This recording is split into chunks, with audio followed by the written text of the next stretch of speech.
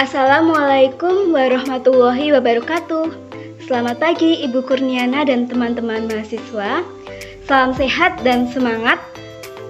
Semoga pada perkuliahan kali ini kita selalu dalam kondisi yang bahagia. Pada pertemuan 4 ini kita akan membahas topik konsep layanan pendidikan anak berkebutuhan khusus. Namun sebelumnya, izinkan kami dari kelompok 3 untuk memperkenalkan anggota kami terlebih dahulu.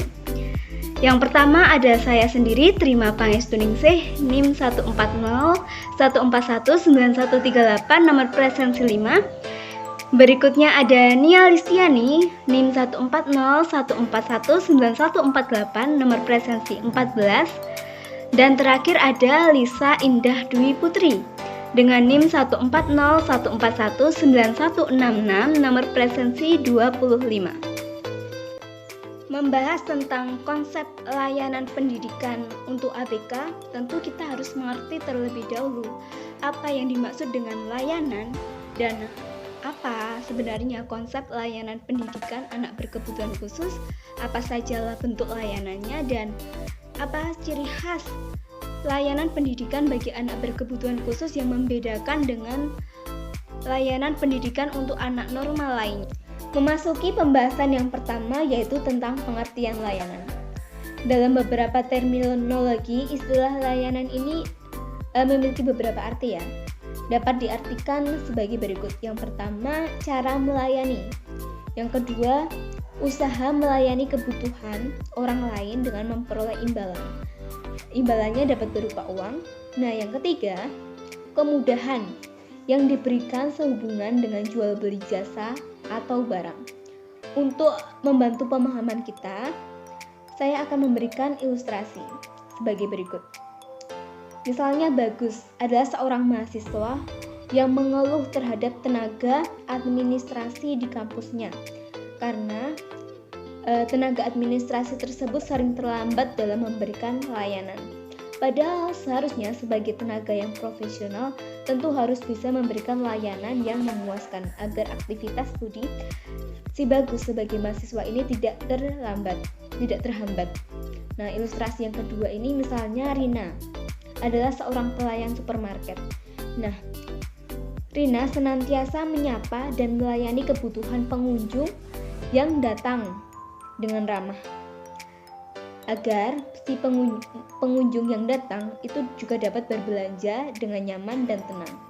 Nah, apa yang dilakukan Rina ini merupakan suatu kewajiban bagi seorang pelayan yang baik, yaitu memberikan kepuasan kepada pengunjung dan juga menaikkan citra perusahaan. Nah, dari ilustrasi tersebut ya, kita dapat menarik benang merah bahwa konsep layanan yaitu suatu jasa yang diberikan oleh seseorang kepada orang lain untuk memenuhi kebutuhannya. Dari ilustrasi itu juga kita dapat mengerti bahwa masing-masing itu saling membutuhkan dan memberi layanan. Jadi misalnya si Bagus sebagai pihak yang membutuhkan layanan, sedangkan tenaga administrasi adalah pihak yang memberikan layanan. Jadi dalam konsep layanan itu ada pihak yang saling membutuhkan dan yang memberikan layanan. Pembahasan selanjutnya yaitu tentang konsep layanan pendidikan bagi anak berkebutuhan khusus. Layanan pendidikan bagi ABK dikenal dengan pendidikan luar biasa atau kini disebut juga dengan pendidikan khusus. Berdasarkan landasan yuridis dalam pemberian hak-hak untuk anak ABK, ABK tentu saja berhak untuk mendapatkan pendidikan yang layak agar mereka juga dapat berkembang secara optimal. Nah, setidaknya ada 3 alasan mengapa ABK memerlukan layanan pendidikan khusus. Yang pertama, individual difference. Manusia diciptakan Tuhan tentu saja berbeda-beda, memiliki kapasitas intelektual, sosial, fisik, suku, agama yang juga berbeda, sehingga memerlukan pendidikan yang sesuai dengan karakteristik dan kebutuhannya. Alasan yang kedua yaitu potensi siswa akan berkembang optimal dengan adanya pendidikan khusus. Begitu pula dengan ABK. ABK yang memiliki keunikan mereka akan jauh lebih terbantu dengan adanya pendidikan khusus, sehingga meskipun mereka memiliki kekurangan atau keunikan, mereka akan tetap bisa berkembang lebih optimal dengan adanya pendidikan khusus. Nah, alasan yang ketiga yaitu siswa ABK akan lebih terbantu dalam melakukan adaptasi sosial dengan adanya pendidikan khusus. Nah, pembahasan selanjutnya akan dilanjutkan oleh rekan saya, Nia Listiani. Saya akan menyampaikan materi berikutnya, yaitu mengenai kelompok ABK. Cakupan konsep ABK dapat dikategorikan menjadi dua kelompok besar, yaitu anak berkebutuhan khusus sementara atau temporer dan anak berkebutuhan khusus permanen atau menetap. Mengenai anak berkebutuhan khusus sementara atau temporer merupakan anak yang mengalami hambatan belajar dan hambatan perkembangan yang disebabkan oleh faktor eksternal, misalnya emosi akibat peristiwa traumatis. Pengalaman traumatis yang dialami dapat bersifat sementara, tetapi apabila anak ini tidak memperoleh intervensi yang tepat, bisa juga menjadi permanen. Kelompok yang berikutnya adalah ABK menetap atau permanen. Anak ABK kelompok ini merupakan anak yang mengalami hambatan belajar dan hambatan perkembangan yang bersifat internal serta akibat langsung dari kondisi kecacatan, misalnya seperti anak yang kehilangan fungsi penglihatan. Baik, selanjutnya yaitu mengenai jenis layanan pendidikan bagi anak berkebutuhan khusus. Ada beberapa jenis layanan yang bisa diberikan kepada anak berkebutuhan khusus, yaitu yang pertama ada layanan medis dan fisiologis. Layanan ini diberikan khususnya oleh tenaga medis seperti dokter, perawat, dan tenaga medis lainnya. Layanan yang kedua yaitu layanan sosial psikologis. Layanan ini dapat diperoleh dari psikolog, terapis, konselor, penasihat spiritual, orang tua, dan sebagainya. Dan layanan yang ketiga yaitu layanan pedagogis atau layanan pendidikan. Anak berkebutuhan khusus membutuhkan layanan agar mereka bisa mengembangkan potensinya dan bisa hidup di masyarakat sebagaimana anak yang normal. Masing-masing layanan tersebut dilakukan oleh para ahli yang kompeten di bidangnya sesuai dengan kebutuhan anak. Selanjutnya yaitu fokus pemberian layanan anak berkebutuhan khusus. Berikut merupakan fokus pemberian layanan pendidikan berdasarkan jenis anak berkebutuhan khusus. Yang pertama yaitu layanan untuk tunanetra. Tunanetra adalah individu yang mengalami gangguan pada indera penglihatan. Pada dasarnya, tunanetra dibedakan menjadi dua kelompok, yaitu buta total dan kurang penglihatan. Pada buta total, mereka tidak bisa menggunakan huruf lain selain huruf Braille. Sedangkan bagi mereka yang mengalami kurang penglihatan, bisa dibantu menggunakan kacamata atau kontak lensa. Anak tunanetra membutuhkan latihan khusus, meliputi latihan membaca dan menulis huruf Braille, menggunakan tongkat, orientasi dan mobilitas, latihan fungsional atau visual pada penglihatannya. Yang kedua yaitu layanan untuk tunarungu. Tunarungu adalah kondisi seseorang yang mengalami gangguan dalam indera pendengaran. Anak tunarungu juga mengalami kesulitan berbicara karena fungsi pendengarannya yang terganggu atau tidak berfungsi. Agar dapat berkomunikasi dengan orang lain, maka dibutuhkan bahasa isyarat. Latihan yang dapat diberikan kepada anak tunarungu yaitu meliputi menggunakan bahasa isyarat, berbicara menggunakan ejaan huruf isyarat, dan pembelajaran bahasa. Yang ketiga yaitu layanan untuk tunagrahita. Tunagrahita adalah individu yang memiliki kemampuan intelektual di bawah rata-rata atau retardasi mental. Anak tunagrahita ditandai dengan keterbatasan intelijensi dan ketidakcakapan dalam interaksi sosial. Tunagrahita membutuhkan layanan pendidikan berupa kelas transisi, sekolah khusus atau SLB, pendidikan terpadu, dan panti rehabilitasi. Yang keempat yaitu tunadaksa. Tunadaksa merupakan yang keempat yaitu layanan untuk tunadaksa. Tunadaksa merupakan sebutan halus bagi orang yang memiliki kelainan fisik, khususnya anggota badan seperti kaki, tangan, atau bentuk tubuh. Tunadaksa memerlukan layanan pendidikan berupa sistem pendidikan reguler hingga pendidikan yang diberikan oleh rumah sakit. Model pelayanannya terbagi menjadi dua, yaitu sekolah khusus dan sekolah terpadu. Sekolah khusus dipergunakan bagi anak yang mengalami masalah intelektualnya berupa retardasi mental atau kesulitan gerakan dan emosi. Sedangkan sekolah terpadu dipergunakan bagi anak tunadaksa yang memiliki intensitas masalah yang relatif ringan dan tidak disertai dengan problem penyerta. Dengan kata lain, pelayanannya dapat disatukan dengan anak-anak normal lainnya di sekolah reguler. Yang kelima yaitu layanan untuk tunalaras. Tunalaras adalah sebutan untuk orang yang mengalami hambatan dalam mengendalikan emosi dan kontrol sosial. Tunalaras biasanya disekolahkan di SLBC, namun bisa juga di sekolah umum yang menyediakan kelas khusus. Pengembangan pendidikan yang diperlukan bersifat paralel dengan menggunakan sistem pendidikan jasmani adaptif. Yang keenam yaitu layanan untuk autis.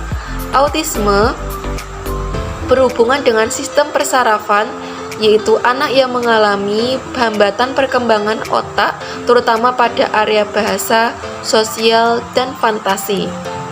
Layanan bagi anak autis biasanya diberikan dengan alat bantu atau stimulus visual.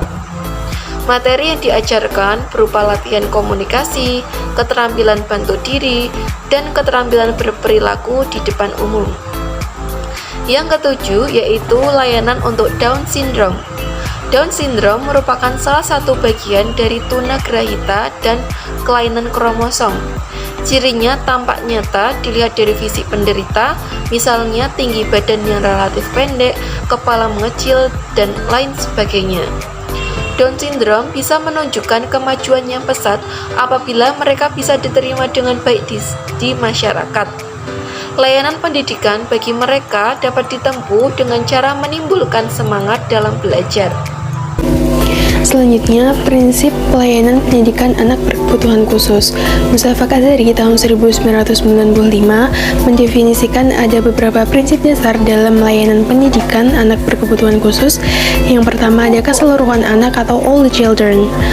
Pelayanan pendidikan pada anak berkebutuhan khusus atau ABK harus didasarkan pada pemberian kesempatan kepada seluruh anak berkebutuhan khusus dari berbagai derajat, ragam, dan bentuk kecacatan yang ada.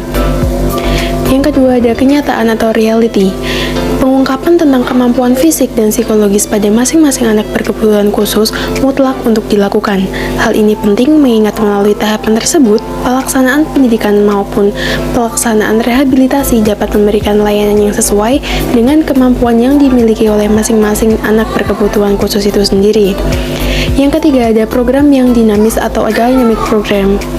Pendidikan itu pada dasarnya bersifat dinamis. Dinamika dalam proses pendidikan terjadi karena subjek didiknya selalu berkembang, sehingga penyesuaian layanan harus memperhatikan akan perkembangan yang terjadi pada subjek didik itu sendiri. Yang keempat ada kesempatan yang sama atau equality of opportunity. Pada dasarnya, anak berkebutuhan khusus diberikan kesempatan yang sama untuk mengembangkan potensinya tanpa memprioritaskan jenis-jenis kecacatan yang dialaminya. Kemudian yang terakhir ada kerjasama atau kooperatif. Pendidikan berkebutuhan khusus tidak akan berhasil mengembangkan potensi mereka apabila tidak melibatkan pihak-pihak yang terkait, misalnya seperti orang tua, dokter, psikiater, pekerja sosial, ahli terapi, dan masih banyak lagi. Selain beberapa prinsip dasar yang dikemukakan oleh Mustafa Kazari, ada juga beberapa prinsip dasar layanan pendidikan anak berkebutuhan khusus. Yang pertama ada prinsip kasih sayang, kedua prinsip kepeраgaan, ketiga prinsip keterpaduan dan keserasian antar ranah, yang keempat ada pengembangan minat dan bakat, yang kelima ada kemampuan anak, yang keenam ada model, Ketujuh ada pembiasaan. Kedelapan ada latihan yang dilakukan secara terus-menerus. Yang kesembilan ada pengulangan. Dan yang terakhir ada penguatan. Secara khusus, ada beberapa prinsip yang berkaitan dengan layanan pendidikan anak tunanetra yang dikemukakan menurut Anastasia Wijianti dan Immanuel Hitipiu tahun 1995.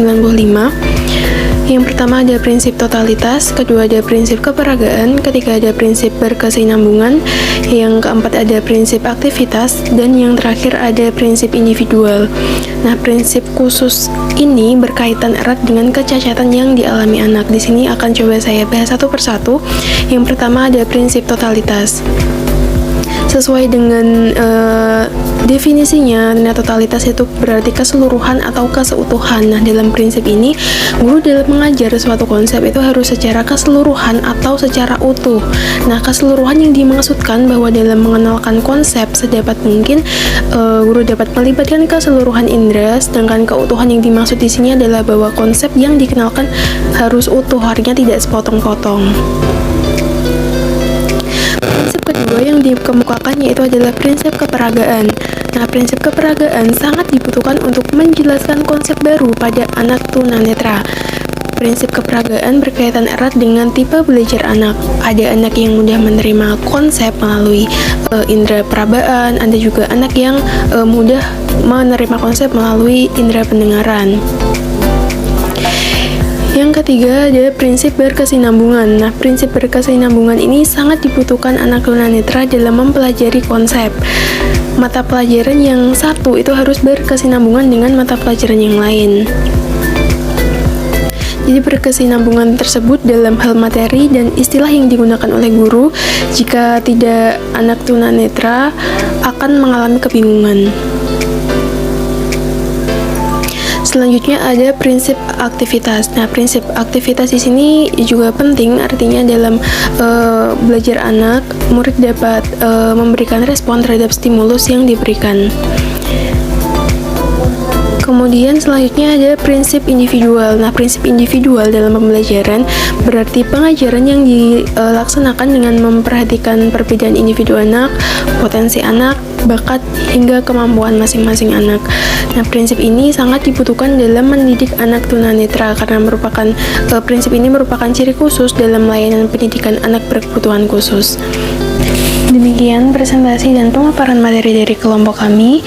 Mohon maaf apabila ada kesalahan maupun kekurangan dalam penyampaian. Setelah ini bisa didiskusikan bersama teman-teman apabila ada pertanyaan maupun tambahan. Sekian, wassalamualaikum warahmatullahi wabarakatuh.